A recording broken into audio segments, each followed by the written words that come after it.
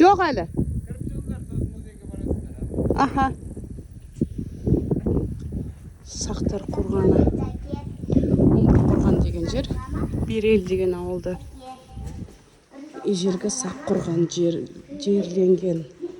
Осы жерден табылған қорған. Сол кездегі жерлеу дәстүрі ғой.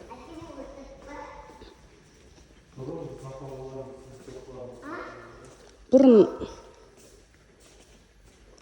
бір кісі қайтыс болса, осындай жауынгер аттарын, жауға мінген аттарын, өзі мінген аттарын бірге жерлейтін осылай. Сол жылуарды осына қойып қойды ма? Иә, сонда бірақ оларды бауыздады ма екен?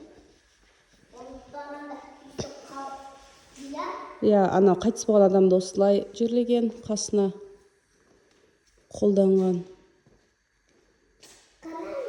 бұйымдарын, алтын әшекейлерін, қару-жарақтарын қоса жерлеген.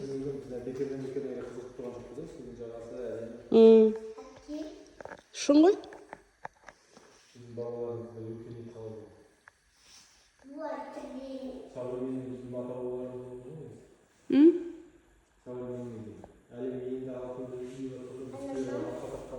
Айтпамыз. Жоқ, балам, оныға неме кіресің? Оған қайтыс болған адам кірген. Әлем алтында адам қатар жүргенде біздің бабаларымыз дейін. Аққа таққан Ағын барлық алтын бұйымдар ғой, алтын күміс. Оған әжеуер ғана кіруге болады, иә? Жоқ, оған қайтыс болған кезде адамды салған. Анан үшін.